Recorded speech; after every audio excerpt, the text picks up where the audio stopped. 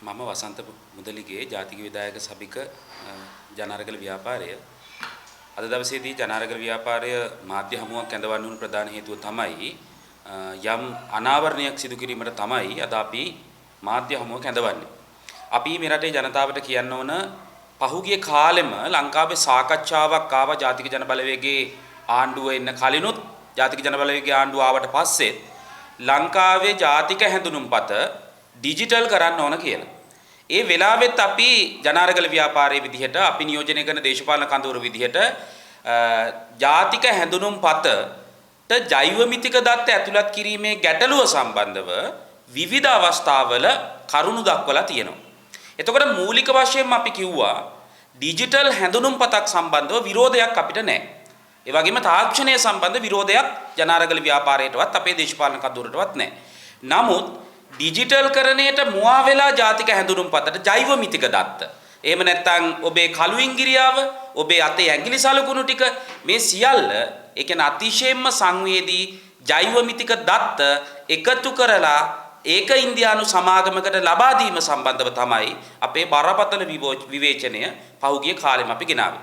එතකොට මේක විවිධ මට්ටම් වලින් උස් පහත් වෙමින් අද දක්වා ආවා. ඒ වගේම දැන් ආණ්ඩුව නැවත වටයකින් මේ යට ගිහිල්ලා තිබුණු සාකච්ඡාව උඩට ගෙනල්ලා ජෛව මිතික දත්ත ඇතුළත් කරපු ජාතික හැඳුනුම්පත කඩිනමින් නිර්මාණය කරලා ඉන්දියානු සමාගමක් හරහා ඉන්දියානු සමාගමකට දීලා නිර්මාණය කරන්න අදාළ පසුබිම සකස් කරගෙන තියෙනවා. ඒ නිසා තමයි අපි ඒ සම්බන්ධව තියෙන කරුණු ජනතාවට හෙළි කළ යුතුයි කියලා අපි විශ්වාස කරන්නේ. විශේෂයෙන්ම මේ ජාතික හැඳුනුම්පත හදන්න ඩිජිටල් හැඳුනුම්පතක් හදන්න ලංකාවේ පුද්ගලයන් ලියාපදිංචි කිරීමේ දෙපාර්තමේන්තුව යටතේ 2019 පස්සේ ජාතික හැඳුනුම්පත් ව්‍යාපෘතිය එහෙමත් නැත්නම් ENIC කියන හැඳුනුම්පත් ව්‍යාපෘතිය පටන් ගත්තා. සැලසුම් ව්‍යාපෘතිය පටන් ගත්තා. එතකොට මේකට පටන් ගත්ත වෙලාවේ ගෝඨාභය රාජපක්ෂත් ඒ වගේම 2023 දී රනිල් වික්‍රමසිංහත් මැදිහත් වෙලා ඉක්මනින්ම ඉන්දියාවත් එක්ක එකතු වෙලා මේ ජාතික හැඳුනුම්පත නැත්නම් විද්‍යුත් හැඳුනුම්පත ජෛව මිතික දත්ත හැඳුනුම්පත හදලා ඉවර කරන්න මුදල් මහා ප්‍රමාණයක් වෙන් කරා. ඒ වෙන් කරනකොටත් වෙන් කරපු මුදල රුපියල් බිලියන 5.7ක් කෝටි ගණනක් මිලියන 5700ක් වෙන් කරලා තියෙනවා මේ ජෛව මිතික දත්ත ඇතුළත් කරපු ඩිජිටල් හැඳුනුම්පතක් හදන්න. හැබැයි මේක හදද්දිම ලංකාවේ ඉන්න රාජ්‍ය සේවකයෝ පුද්ගලික ලියාපදිංචි කිරීමේ දෙපාර්තමේන්තුව ඒ වගේම ලංකාවේ ඉන්න ඒ සම්බන්ධව විෂය ප්‍රවීණයෝ කියපු ප්‍රධාන කාරණයක් තමයි මේක වෙන රටකට දෙන්න ඕන නැහැ. මේක වෙන රටකට දෙන්න අවශ්‍ය නැහැ. ඒකට හේතුව තමයි ඒ ඩිජිටල් හැඳුනුම්පතක් හදන්න පුළුවන් ප්‍රාමාණික දැනුමක් සහිත පුද්ගලයෝ ලංකාවේ ඉන්නවා. ඉංජිනේරුවරයෝ ඉන්නවා. තාක්ෂණික නිලධාරියෝ ඉන්නවා. ඒකට සුදුසු ආයතන ලංකාවේ තියෙනවා. ඒ වගේම පුද්ගලයන් ලියාපදිංචි කිරීමේ ආයතනයටත් මේක කරන්න පුළුවන් කියන ඉල්ලීම අඛණ්ඩව දිගටම කිව්වා. එතකොට ඒ කීමේ ප්‍රතිඵලයක් විදියට හැම වෙලාවකම ඉන්දියාව මේකට අත දාන්න යනකොට ඉන්දියාවට බාධාවක් ආවා. එකක් රටේ ජනතාවගෙන් විරෝධයක් ආවා. අපේ දත්ත පද්ධතිය දෙන්නේ නැහැ ඉන්දියාවට කියන එක. ඒ වගේම රාජ්‍ය නිලධාරීන්ගෙන් පුද්ගලයන් ලියාපදිංචි කිරීමේ දෙපාර්තමේන්තුව ආදී බලවේග වලින් බලපෑමක් ආවා. රටේ දත්ත පද්ධතියක් හදලා ජාතික සංචිතයක් හදලා ඒක ඉන්දියාවට දෙනවා නම් ඒක ලංකාවේ ස්වෛරීත්වයට බලපානවා කියන විවාදේ හැම වෙලාවකම ආවා. ඒ වගේම අපිට මතකයි මේ විවාදේ එන වෙලාවේදී දැන් ජාතික ජන බලවේගයේ ජනාධිපතිවරයා ලංකාවේ ජනාධිපතිවරයා බවට පත් වෙලා ඉන්න අනුර දිසානායක ජනාධිපතිවරයා විපක්ෂයේ සිටියේදී මේ ව්‍යාපෘති සම්බන්ධව ගෝඨාභය රාජපක්ෂගේ ආණ්ඩුවටත් ඒ වගේම රනිල් වික්‍රමසිංහගේ ආණ්ඩුවටත් බරපතල විවේචන ගෙනාවා. ඊට පස්සේ ගෝඨාභය රාජපක්ෂගේ කාලේ මේ ටෙන්ඩර් කැඳවීමක් කරා ඉන්දියාවේ සමාගම් කීපයකින් මේ විද්‍යුත් හැඳුනුම්පත හදන්න. හැබැයි ටෙන්ඩර් කැඳවපු සමාගම් වල අසාදුගත වීම නිසා බ්ලැක් ලිස්ට් වුණු නිසා ඒක නැවත ප්‍රමාද වුණා. ඒ වගේම රනිල් වික්‍රමසිංහ මිලියන ගණනක් වෙන් කරලා මේ ව්‍යාපෘතිය කඩිනමින් කරන්න හැදුවා. හැබැයි ඔහු මැතිවරණයෙන් පරාද වීමත් එක්ක මේ ව්‍යාපෘතිය යට ගිහිල්ලා තිබුණා. ඊට පස්සේ තමයි ජාතික ජන බලවේගයේ ආණ්ඩුව බලයට ඇවිල්ලා ඉන්දියානු සංචාරයේ ජනාධිපතිතුමා සිද්ධ කරන්නේ. ඉන්දියානු සංචාරයේ ජනාධිපතිතුමා සිද්ධ කරලා ඉවර වෙලා ඊට පස්සේ එකඟතාවයකට ආවා ඉන්දියාවත් එක්ක ඒ සංචාරයේදී ලංකාවේ ඩිජිටල් හැඳුනුම්පත හදන්නේ ඉන්දියානු සමාගම් එක්ක ඉන්දියානු රජය එක්ක ඉන්දියානු රජයත් එක්ක ඒකාබද්ධව කියන එකඟතාවයට ආවා. ඒ සංචාරයෙන් පස්සේ ජනාධිපතිතුමා ලංකාවට ඇවිල්ලා කිව්වා අපි ඩිජිටල් හැඳුනුම්පතක් හදන්න යනවා. ඒ හදන හැඳුනුම්පතට යන වියදම රුපියල් බිලියන 20යි. ඒ බිලියන 20න් බිලියන 10ක් ඉන්දියාව දෙනවා. ඒ නිසා ඉන්දියාව දෙන බිලියන 10ට දෙන ප්‍රදානයක් විදිහට අපි ඉන්දියාවත් එක්ක මෙන්න මේ ඩිජිටල් හැඳුනුම්පත හදනවා කියලා කිව්වා. ඒ වෙලාවෙම අපි කිව්වා මේක බරපතල ප්‍රශ්නයක්. ලංකාවේ දත්ත පද්ධතිය ඉන්දියාවට විවෘත කිරීමත් ඉන්දියාව සම්බන්ධ කර ගැනීමත් ස්වෛරීත්වයට ප්‍රශ්නයක්. ලංකාවේ දත්ත කොල්ල ගන්න පවා ඉඩ තියෙනවා. ඉන්දියාවේ දත්ත පද්ධතිය වුණු ආධාර පද්ධතියෙන් 2019 ඉඳලා ආරම්භක මොහොතේ ඉඳලා මේ දක්වා තොරතුරු පිට ගිහිල්ලා තියෙනවා. හැකර්ස් වලුන් අතට ගිහිල්ලා තියෙනවා. ඒ නිසා මේක කරන්න දෙන්න එපා කියන විවේචනය අපි දිගටම කරා. හැබැයි ජනාධිපතිතුමා හිටපු ස්ථාවරය තමයි එහෙම කොහොමද හැකර්ස්ලා ඇවිල්ලා මේ තොරතුරු ගන්නෙ? ජනතාවගේ තොරතුරු කොහොමද පිටට යන්නේ? අපිට ඉන්නේ තාක්ෂණය සම්බන්ධ වෙන්න හොඳම අය. හාන්ස් විජේසූරියලා අපිට ඉන්නේ. එරංග වීරරත්නලා අපිට ඉන්නේ. ඒ නිසා මේ වගේ අයගෙන් මේ තොරතුරු පිටට යන්නෙත් නෑ. හොඳම සිස්ටම් හදනවා කියලා තමයි ජනාධිපතිතුමා කිව්වේ. හැබැයි දැන් මේ කතාව මෙහෙම යද්දී ඉන්දියාවෙන් ලංකාවේ ඩිජිටල් හැඳුනුම්පත හදන්න සමාගමක් තෝරගන්න ටෙන්ඩර් කැඳවීමක් කරලා තියෙනවා. එතකොට මේක කරලා තියෙන්නේ 2025 ඔක්තෝබර් මාසේ. 2025 ඔක්තෝබර් මාසේ ඉන්දියාවේ ටෙන්ඩර් කැඳවීමක් කරනවා ලංකාවේ ඩිජිටල් හැඳුනුම්පත හදන්න. එතකොට ඒ ඉන්දියාවේ කරන ටෙන්ඩර් කැඳවීමේදී ඉන්දියාවේ කැඳවපු ටෙන්ඩර් එකේ වැඩපිළිවෙල බවට පත් වෙලා තිබුණේ ඔක්තෝබර් මාසේ ටෙන්ඩර් එක අවසන් කරනවා නොවැම්බර් මාසෙදී ටෙන්ඩරේ පිරිනමනවා. එතකොට ඒ එකඟතාවය අනුව ටෙන්ඩර් විවෘත කිරීමක් කරා. ඒ ටෙන්ඩරේට ඉන්දියාවේ ආයතන 5ක් ටෙන්ඩරේ යොමු කරනවා. මෙන්න මේ ආයතන 5 ඉන්දියාවේ කැඳවපු ටෙන්ඩරේට මෙන්න මේ ආයතන 5 ටෙන්ඩර් යොමු කරනවා. යොමු කරලා ඔක්තෝබර් 31 වෙනකොට තමයි මේ ආයතන 5 ටෙන්ඩරය ඒ කියන්නේ ටෙන්ඩරේ යොමු කරලා තිබුණේ. එතකොට ඉන්දියාව රාජ්‍ය සැලසුම් කළ තුන නොවැම්බර් මාසෙදී ටෙන්ඩරය පිරිනමන්න. හැබැයි නොවැම්බර් මාසෙදී පිරිනමන්න හිටපු ටෙන්ඩරය මොකද කරන්නේ ඉන්දියාව මේක කල් දානවා දෙසැම්බර් මාසෙට. ඊට පස්සේ ආය ජනවාරි මාසෙට, ආය මාර්තු මාසෙට, ආය අවසාන වශයෙන් මේක මැයි 8 දක්වා ටෙන්ඩරය දීර්ඝ කරනවා. එතකොට මේ ටෙන්ඩරය දීර්ඝ කරන එකේ හොඳම කැපිපෙනීම පේන්නේ මෙන්න මාර්තු 13 නැවත ඉන්දියාවේ රජය නැවත මේ ටෙන්ඩරය සඳහා ඉල්ලූම් කළ සමාගම්වල නාම ලේඛනයක් දානවා. කලින් එකේ 5යි මාර්තු 13 ප්‍රසිද්ධියට පත් කරන ලේඛනයේ තියෙනවා සමාගම් 6ක්.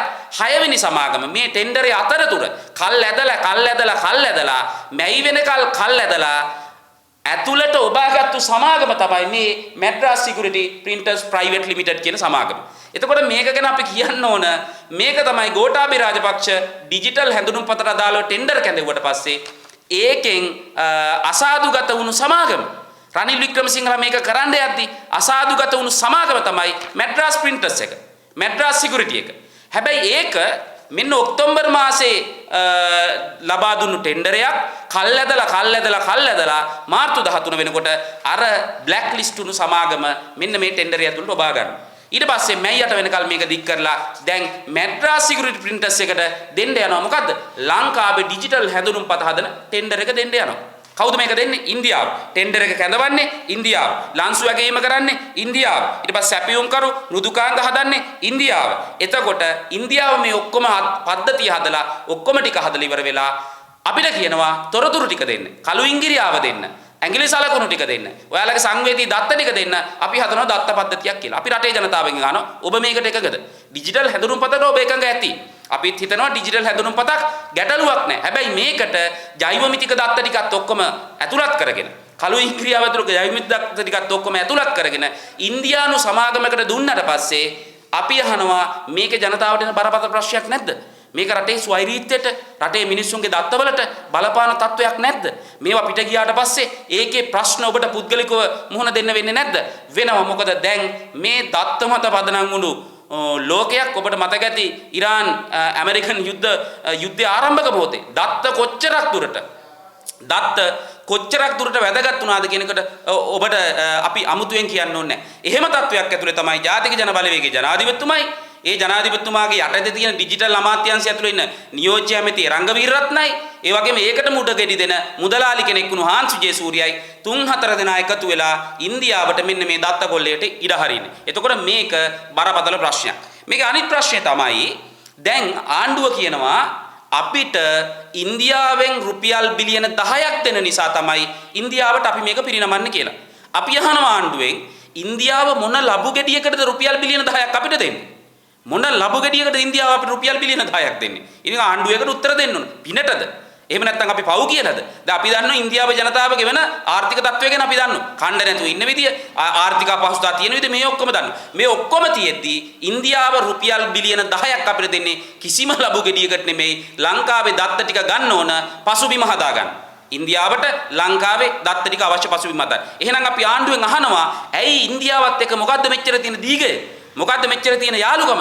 මොකද්ද ඉන්දියාවට මේක දෙන්න තියෙන අවශ්‍යතාවය? ඒ වෙන මොකක්වත් නිසා නෙමේ ඉන්දියාවට ආණ්ඩුවේ යටවීම. ඉන්දියාව කතා කරලා ආණ්ඩුවට කරන යටවීම ඇතුලේ තමයි ලංකාවේ ආණ්ඩුව තීරණය කරන්නේ ඉන්දියාවට මෙන්න මේ ටික දෙන්න.